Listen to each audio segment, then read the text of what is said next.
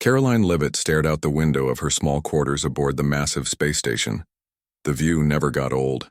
Stars stretched in every direction, some bright and close, others just tiny dots of light in the endless black.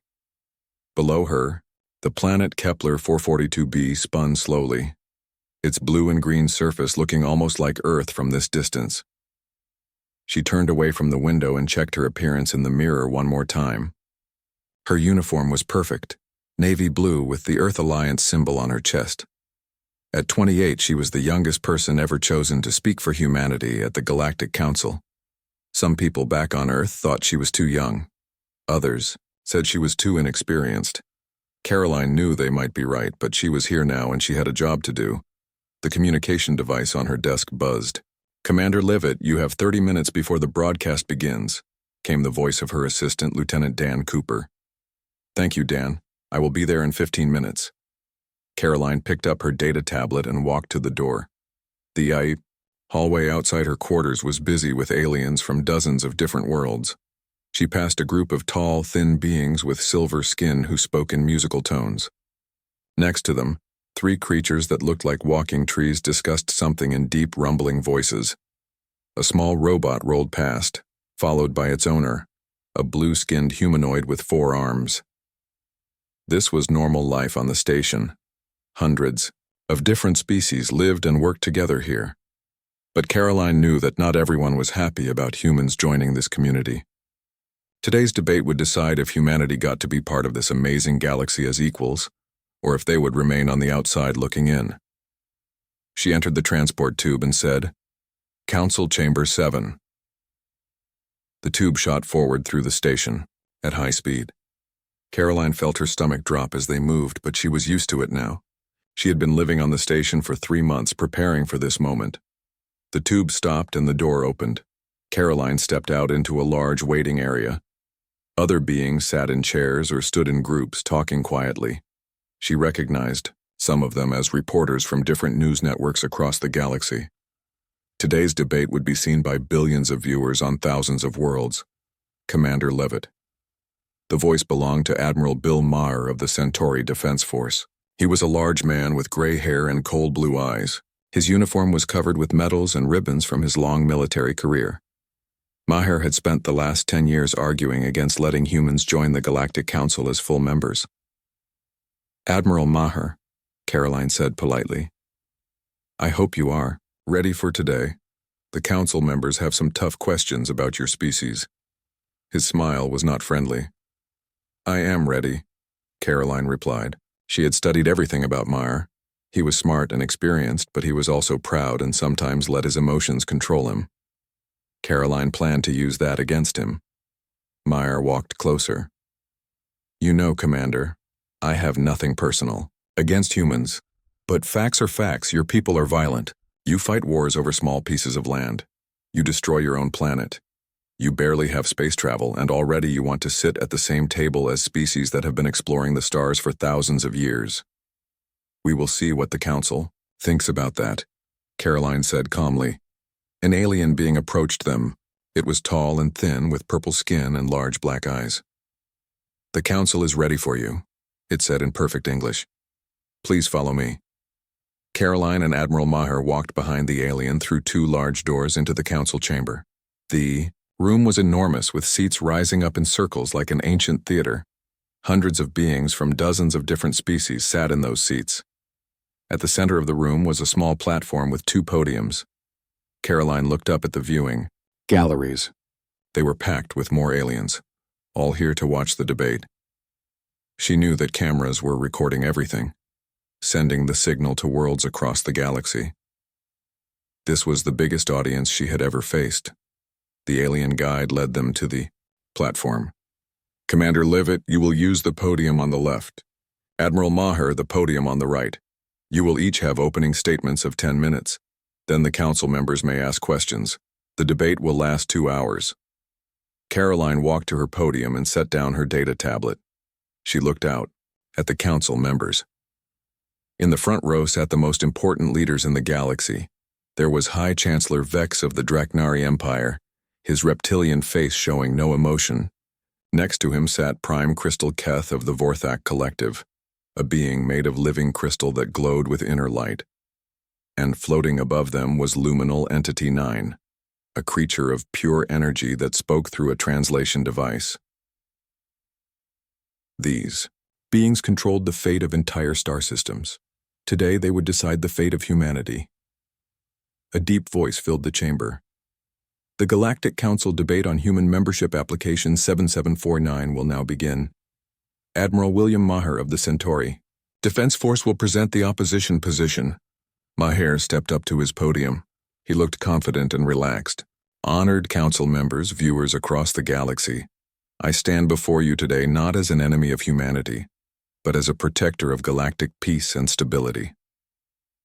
Karoline listened as Maher began his opening statement.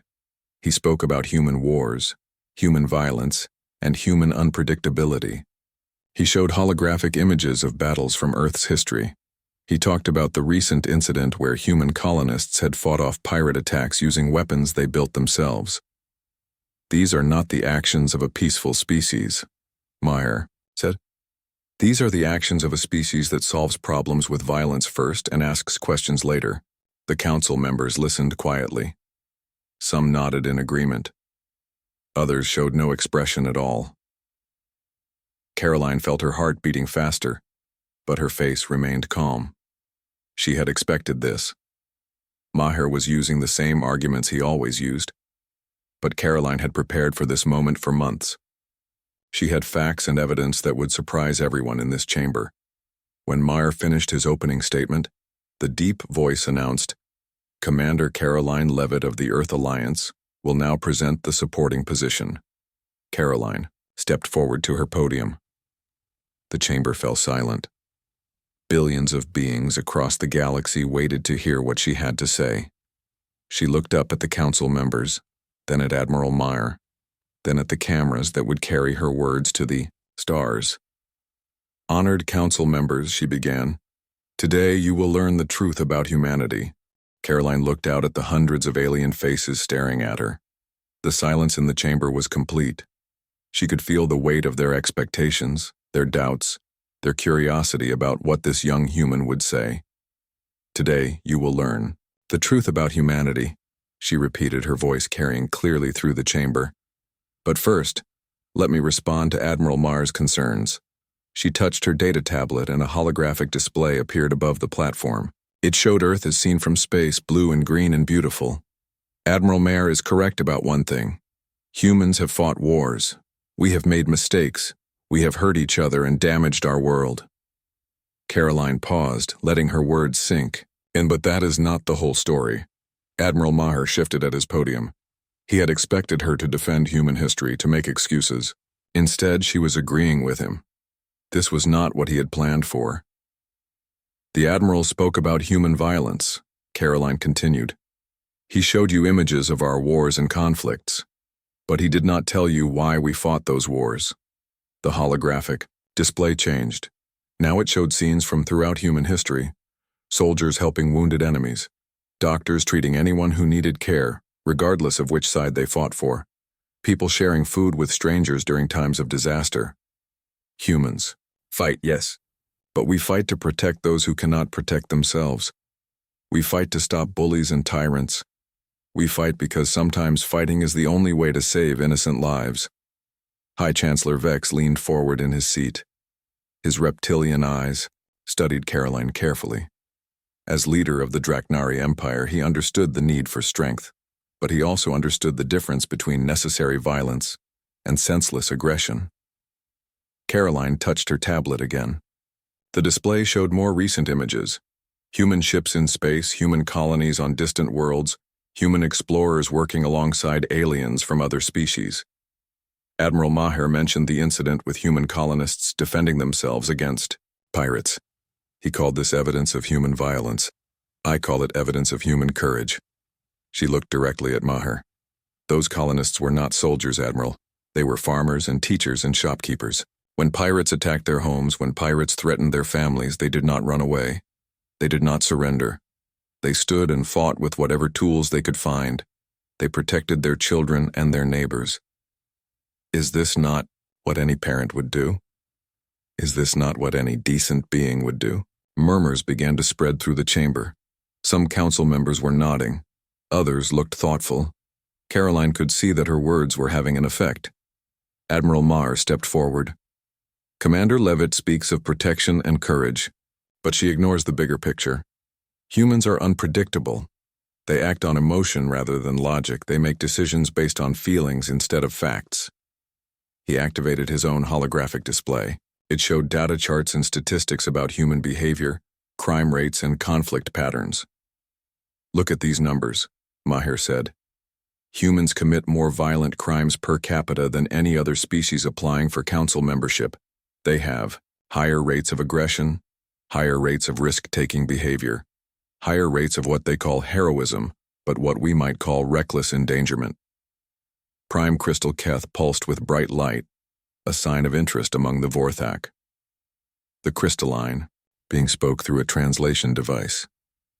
Admiral Maher raises important points about human psychology. Commander Leavitt, how do you respond to these statistical concerns? Karoline smiled. This was exactly what she had hoped for. Prime Crystal Keth, thank you for that question. Admiral Maher is again correct about the statistics. Humans do have higher rates of what he calls risky behavior. But let me show you what that really means. Her holographic display changed to show a space rescue operation. Human ships were pulling survivors from a destroyed station, while explosions continued around them. This is the rescue at Tau Ceti Station last year. When the reactor core began to fail, every other species evacuated to a safe distance. The humans flew directly into the danger zone. They rescued 437 beings from 12 different species. 17 human rescue workers died in the process. The chamber was completely quiet now. Everyone was watching the display as human rescuers worked desperately to save alien lives. Admiral Maher would call this reckless behavior, high crime statistics, dangerous risk-taking. Karoline's voice grew stronger. I call it the best of what humanity has to offer. She changed the display again. Now it showed human medical teams working in disaster zones across the galaxy, human engineers helping to rebuild damaged colonies, human teachers working with alien children on remote worlds. Yes, we take risks. Yes, we act on emotion. Yes, we do things that other species consider illogical. Karoline looked around the chamber, meeting the eyes of as many council members as she could. We do these things because we believe some things are worth risking everything for. Admiral Maher was starting to look uncomfortable. This was not going the way he had planned. Karoline was supposed to be defensive, apologetic. Instead, she was turning his arguments into strengths. Commander, Maher said, you speak of noble ideals, but ideals do not change facts. Humans are newcomers to space travel. Your technology is primitive compared to most council species. Your understanding of galactic politics is limited. You have been in contact with other species for less than 100 years. What makes you think humanity is ready for full council membership? Karoline had been waiting for this question. She touched her tablet one more time, and the display showed something that made several council members gasp. It was a detailed analysis of every major galactic crisis in the past 50 years since first contact with humanity. Natural disasters, pirate attacks, territorial disputes, trade conflicts, and diplomatic emergencies. Each event was marked with response times and casualty reports. This is what makes us ready, Admiral, Karoline said quietly. In the past 50 years, humans have responded to every major crisis in this sector of the galaxy. Not because we were asked to help, not because we expected payment or rewards, not because it was our responsibility. She highlighted specific events on the display. The Vegan colony famine relief, the Rigel shipping lane pirate problem, the Proxima Centauri diplomatic crisis, the Kepler mining accident, the Wolf 359 plague outbreak. Each highlighted event showed the same pattern. Human ships arriving first, human personnel working the longest hours, human resources being shared freely with anyone who needed them. We helped because help was needed, Karoline said. We came because others were in trouble. We stayed until the job was done. We asked for nothing in return except the chance to be good neighbors. The chamber erupted in whispers and conversations. Council members were talking excitedly among themselves. Some were pointing at the display, others were checking their own records to verify Karoline's claims. Admiral Maher stared at the display with growing alarm. He had not expected this level of detailed evidence. He had not known about many of these incidents. His research had focused on human conflicts and problems, not human achievements and contributions. Luminal Entity 9 spoke, its translated voice filling the chamber. These records are accurate. The Luminal Collective has verified each incident. Human response times were indeed superior to all other species in this sector. Karoline nodded respectfully to the energy being. Thank you, Entity 9. The question is not whether humans are perfect. We are not. The question is whether we are worthy partners in building a better galaxy. I believe our actions speak louder than our words. She looked at Admiral Maher. Admiral, you have spent years studying our failures. Perhaps it is time to study our successes as well. The chamber fell silent again. Everyone was waiting to see how Maher would respond to this unexpected turn in the debate. Admiral Maher stood at his podium, his face red with anger and frustration. The debate was not going as he had planned. Karoline's evidence was making him look foolish in front of billions of viewers across the galaxy. He needed to regain control of the situation. Commander Leavitt presents impressive statistics, Maher said, his voice louder than before. But numbers can be misleading. Actions can be misinterpreted. What she calls heroism, I call political manipulation. Several council members looked surprised at this accusation. High Chancellor Vex tilted his reptilian head, waiting to hear more. Think about it, Maher continued, walking closer to the center of the platform. Humans arrive at disaster scenes quickly, yes, but they always make sure the news cameras are there too. They always make sure everyone knows what they have done. They help others, but they expect gratitude and political support. In return, Karoline felt a flash of anger at these words, but she kept her face calm. She had expected Maher to make personal attacks when his other arguments failed. Humans do not help from pure kindness, Maher said, pointing at Karoline. They help because they want something.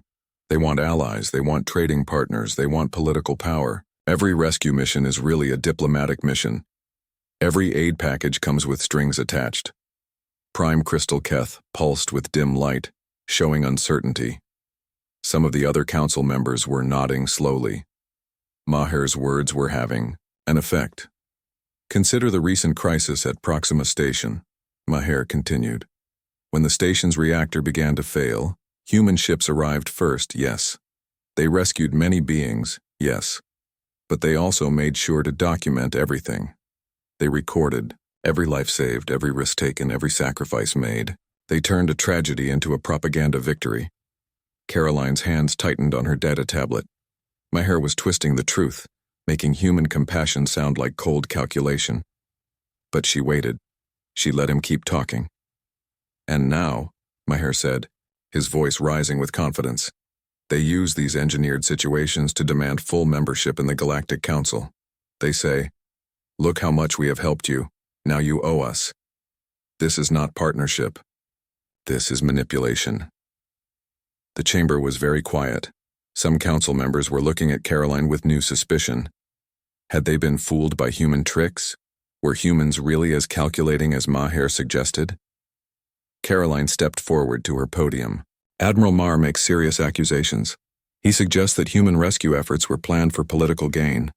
He claims that we saved lives only to win allies. She touched her tablet and a new display appeared.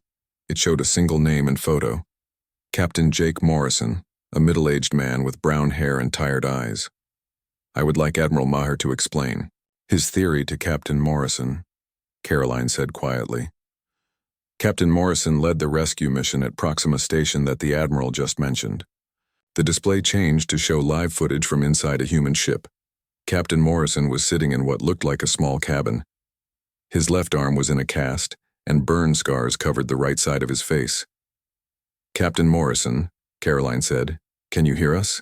Yes, Commander Leavitt, I can hear you clearly. Morrison's voice was rough but steady. Captain Admiral Maher has suggested that your rescue mission at Proxima Station was planned for political reasons. He believes humans helped the survivors to gain diplomatic advantage. What do you say to that? Morrison was quiet for a moment. When he spoke, his voice was very calm. Commander, I was not thinking about politics when I flew my ship into that burning station. I was thinking about the 17 Centauri officers trapped on level 43. I was thinking about the Vorthak families stuck in the lower sections. I was thinking about the Draknari children in the school compartment. The captain paused, looking directly into the camera. I did not know there were any cameras recording us. I did not care if anyone would thank us later. I only cared about getting those people out alive. Admiral Maher's face went pale. He had not expected this. Morrison was one of his own officers from the Centauri Defense Force. They had served together years ago. Jake, Maher said, using Morrison's first name. Surely you understand the bigger picture. These rescue missions help humanity politically. Morrison's expression hardened. Admiral, with respect, you were not there. Your fleet was still 3 days away when we arrived. We worked for 72 hours straight, pulling people out of that wreckage. We lost 8 good crew members, saving beings we had never met before. The display showed photos of the 8 human crew members who had died at Proxima Station. Young faces, old faces, men and women who had given their lives for strangers. Sarah, Blake, age 24, killed when a ceiling collapsed while she was carrying Draknari children to safety, Morrison said, his voice breaking slightly. Tom Williams, age 41, died from radiation exposure after staying behind to fix the emergency power system.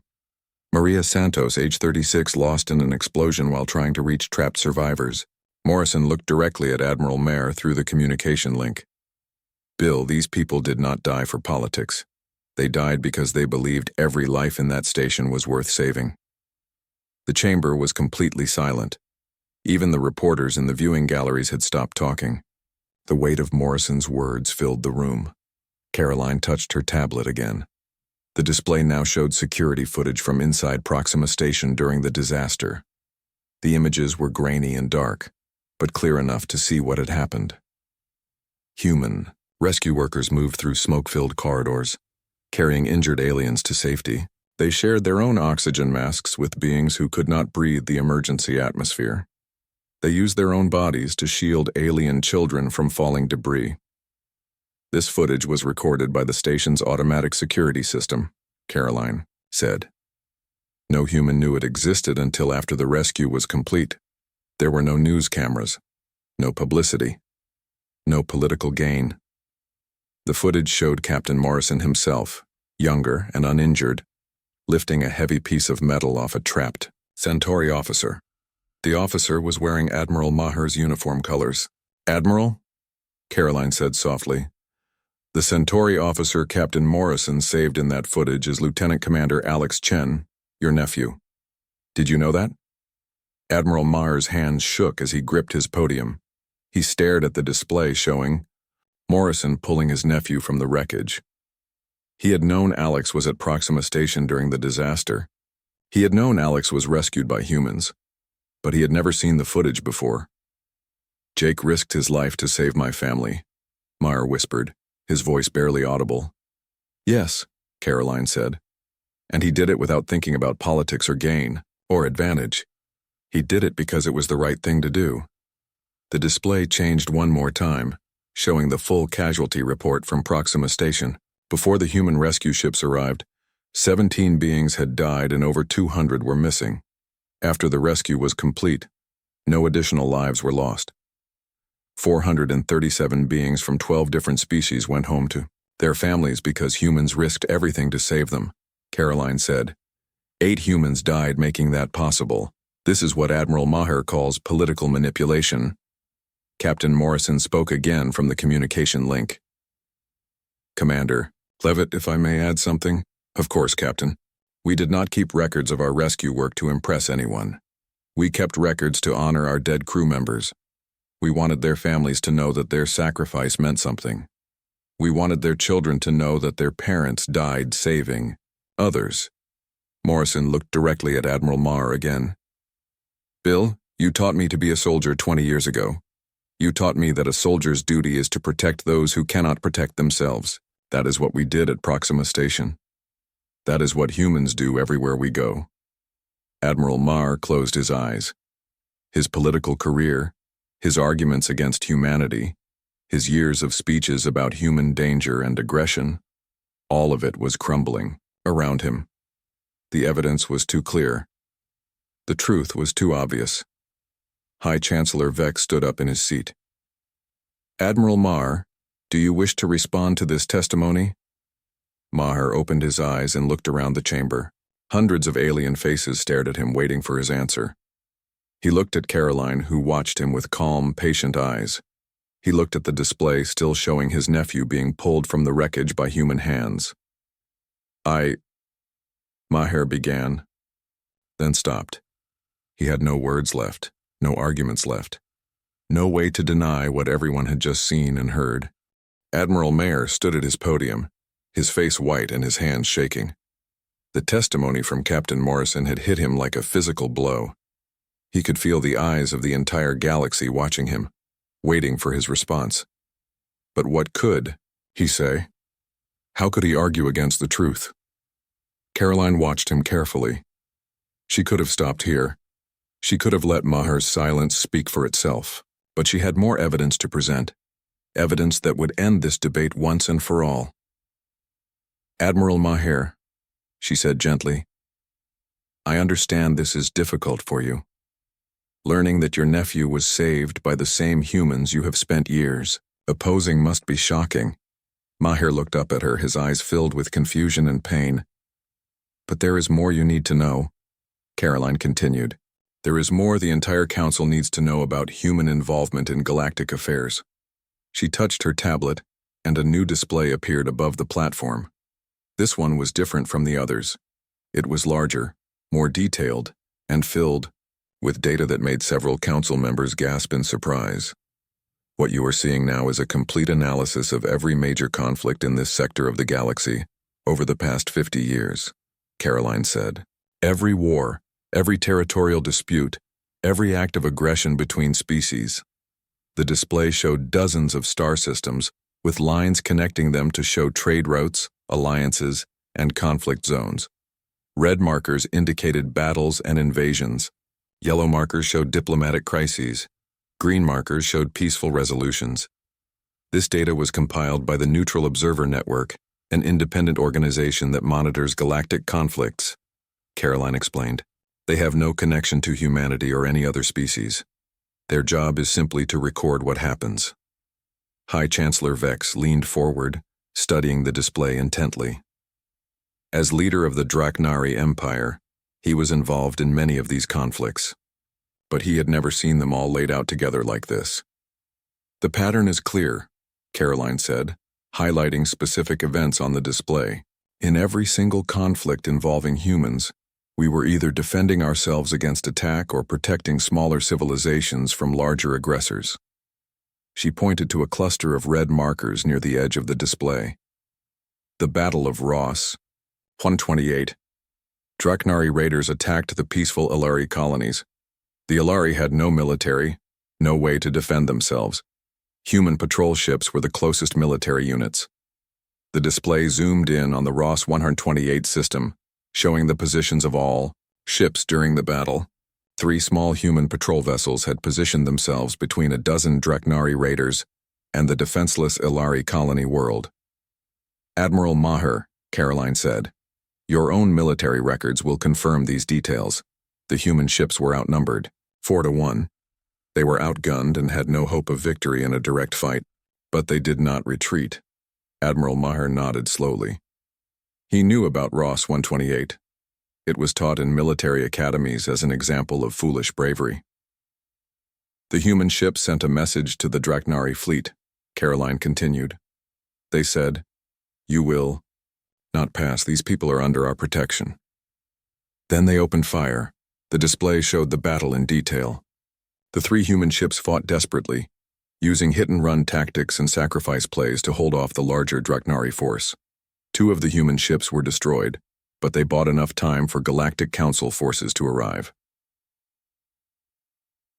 67. Humans died at Ross 128, Karoline said quietly. They died protecting people they had never met, from a species they barely knew. The Alari remember this sacrifice. They still send flowers to Earth every year on the anniversary of the battle. Prime Crystal Keth pulsed with bright light. The Vorthak Collective has analyzed these records. They are accurate. Human forces consistently engage superior enemy forces to protect non-combatant populations. Karoline nodded her thanks to the crystal being. Thank you, Prime Crystal Keth. But there is something else in these records that the Council needs to see. She touched her tablet again, and the display changed to show communication intercepts and military planning documents. The text was in various alien languages, but translations appeared beneath each document. These are classified military communications from various species over the past 20 years, Karoline said. They were obtained legally through freedom of information requests and declassified document releases. Admiral Maher's face went even paler. He had a terrible feeling about what was coming next.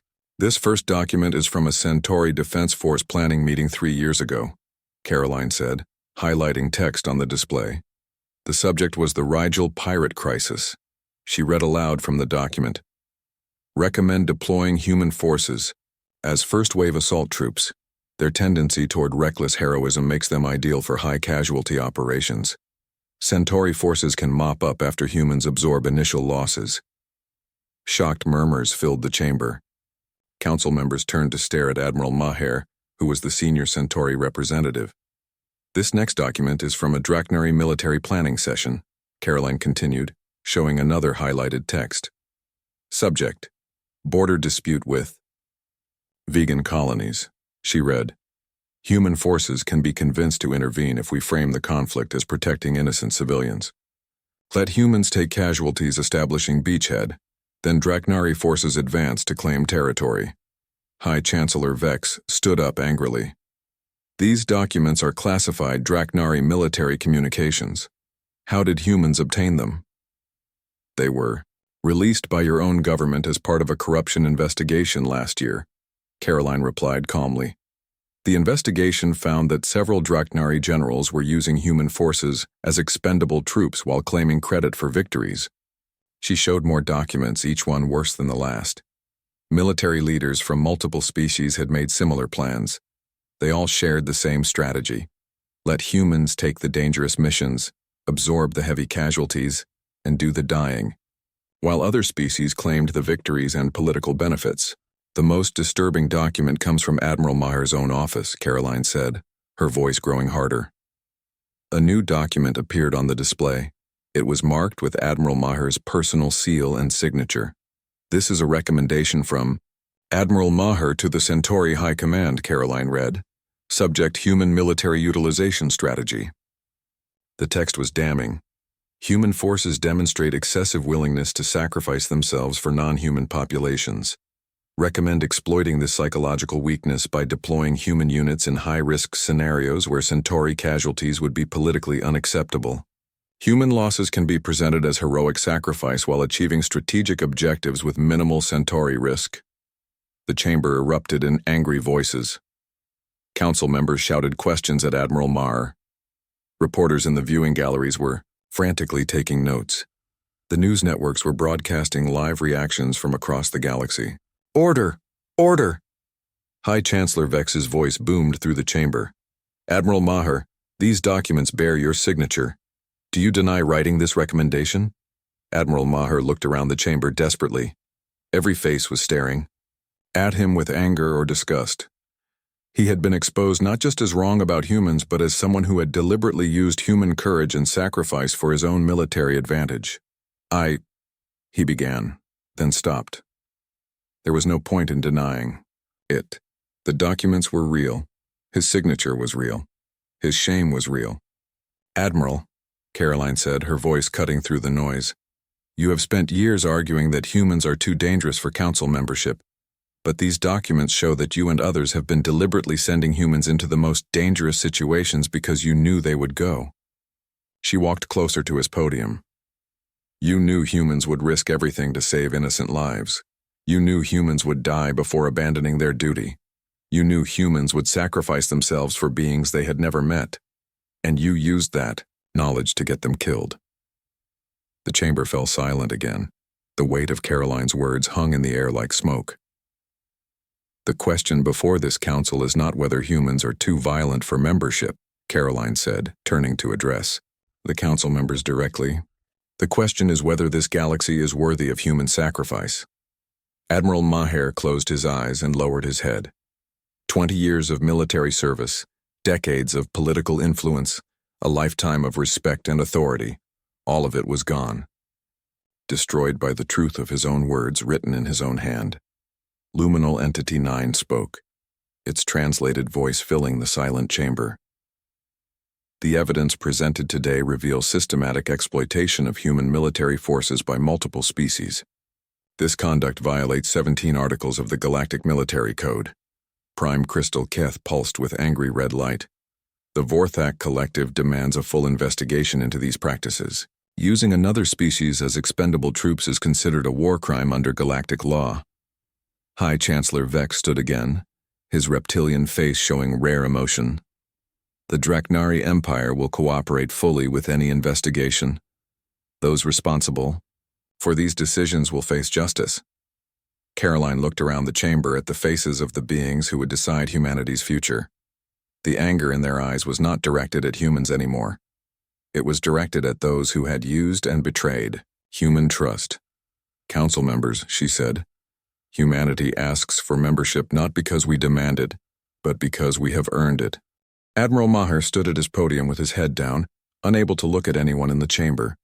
The silence stretched on for long seconds. Then, slowly he raised his head and looked at Karoline. "Commander Leavitt," he said, his voice hoarse and broken. "I have one final argument to make." Karoline nodded. "The floor is yours, Admiral." Maher straightened his shoulders, trying to recover some dignity. "Everything you have shown today proves my point exactly. Humans are dangerous, not because you are evil, but because you are unpredictable." He gestured toward the display still showing the military documents. "Yes, I used human forces in dangerous missions. Yes, other species did the same. But we did it because humans cannot be controlled. You act on emotion instead of logic. You take risks that no rational being would take." Some council members looked confused. Was Maher really trying to defend his actions? "Think about what Commander Leavitt has shown you today," Maher continued, his voice growing stronger.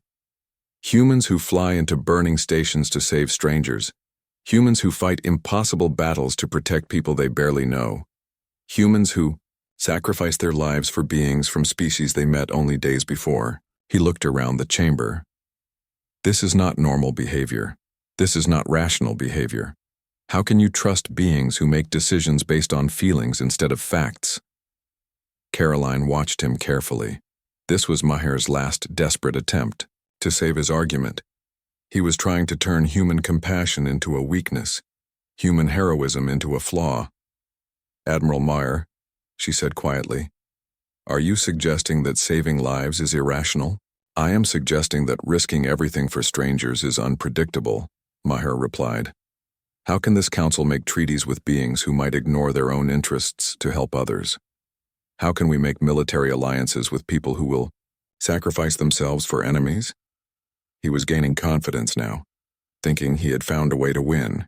Humans are manipulative, yes, but they are also naive. They can be tricked into fighting wars that are not their concern. They can be convinced to die for causes that do not benefit them. This makes them dangerous allies and dangerous enemies. Karoline smiled slightly.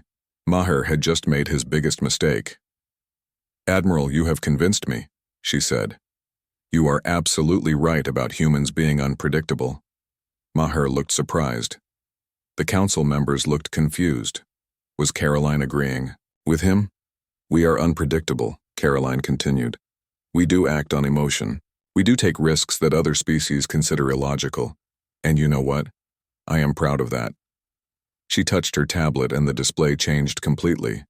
Instead of documents and battle plans, it now showed live feeds from dozens of human settlements across the galaxy. "Let me show you what unpredictable humans are doing right now at this very moment, while we debate their fate." The first feed showed a human school on a distant colony world. Human children were sitting in classrooms next to young Draknari, Forthak, and beings from a dozen other species. They were learning together, playing together, growing up together. "Here is Luna Colony," Karoline said. 57% of the students in this school are not human. Their parents are refugees, traders, diplomats, and immigrants from across the galaxy. The human colonists could have built separate schools. They could have kept their children apart from aliens. Instead, they chose to build a community where all children learn together. The next feed showed a human hospital. Doctors and nurses moved between patients of every species imaginable. A human surgeon was operating on a Centauri patient, while a Draknari assistant helped with the procedure. "This is Medical Station 7, Karoline continued. 83% of the patients here are not human. The human medical staff treats everyone equally, regardless of species, ability to pay, or political affiliation. They save lives first and ask questions later." More feeds appeared. Human engineers working with alien technicians to build better starships. Human farmers sharing their crops with hungry colonies. Human teachers helping alien children learn to read. Human artists collaborating with alien musicians to create new forms of beauty. "Admiral Maher is correct," Karoline said. "We are dangerous. We are dangerous to hatred, because we choose to love. We are dangerous to fear because we choose to trust. We are dangerous to division because we choose to unite." The feeds showed human families that included adopted alien children, mixed communities where humans and aliens lived as neighbors, workplaces where species differences were forgotten in pursuit of common goals. "You want to know what makes humans unpredictable?" Karoline asked, her voice growing passionate. "We see a stranger in trouble and we help them, even if they are nothing like us. We see children who need homes and we adopt them, even if they have scales or crystal skin or energy bodies. We see communities that need protection and we protect them, even if it costs us everything." Admiral Maher stared at the displays showing human-alien cooperation across the galaxy. This was not what he had expected to see. These were not the images of human aggression and violence he had spent years collecting. "But Commander," he said desperately, "this proves humans are naive.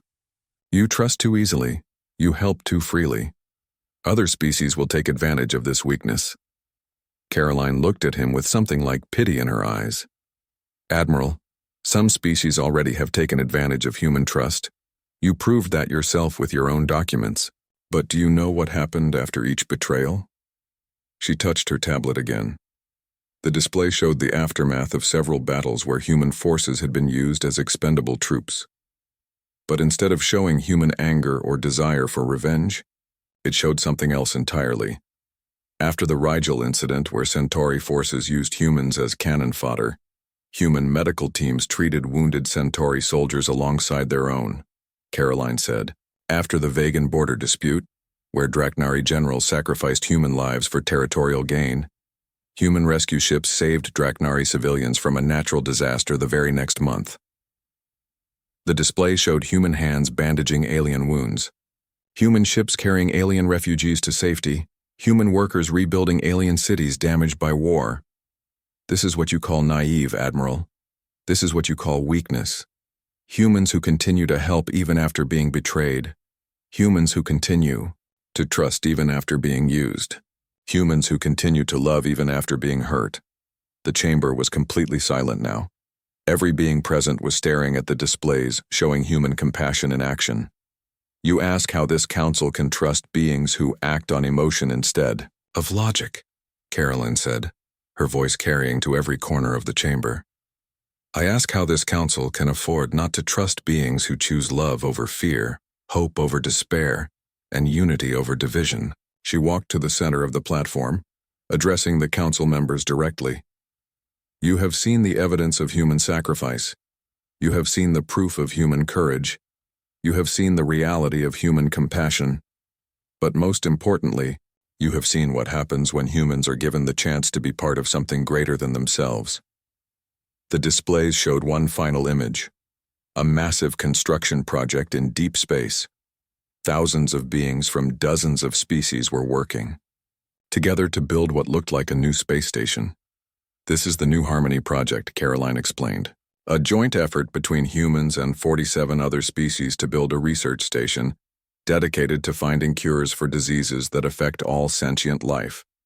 Humans contributed 30% of the funding, 40% of the construction materials, and 60% of the volunteer labor. She looked around the chamber. We did not do this for political gain. We did not do this for military advantage. We did not do this because we expected anything in return. We did it because suffering exists in this galaxy, and we believe we can help end some of that suffering. High Chancellor Vex stood up slowly. His reptilian face showed deep thought. Commander Leavitt, the Draknari Empire has fought humans in battle. We have seen your courage firsthand, but we have also seen your mercy. Even in war, humans heal our wounded and feed our prisoners. Prime Crystal Keth pulsed with warm light. The Vorthak Collective has analyzed human behavior patterns for decades. Your emotional decision-making often produces better outcomes than pure logical analysis. Your unpredictability is actually a form of creative problem-solving. Luminal Entity 9 floated higher above its platform. The luminal consciousness has observed human actions across multiple dimensional planes. Your species demonstrates consistent patterns of altruistic behavior regardless of personal cost or benefit. Karoline looked at Admiral Maher one last time. Admiral, you have spent years trying to convince this council that humans are too dangerous for membership. Today, I hope I have convinced them that humans are too valuable to be kept out. Admiral Maher stood silently for a long moment. Then, slowly he walked to the center of the platform and stopped in front of Karoline. Commander, he said quietly, I have been wrong about your species. I have been wrong about many things. I ask for your forgiveness and I ask for the Council's permission to change my recommendation. He turned to face the Council members. I formally withdraw my opposition to human membership in the Galactic Council. Humanity has proven their worth, not through strength or technology, but through character and compassion.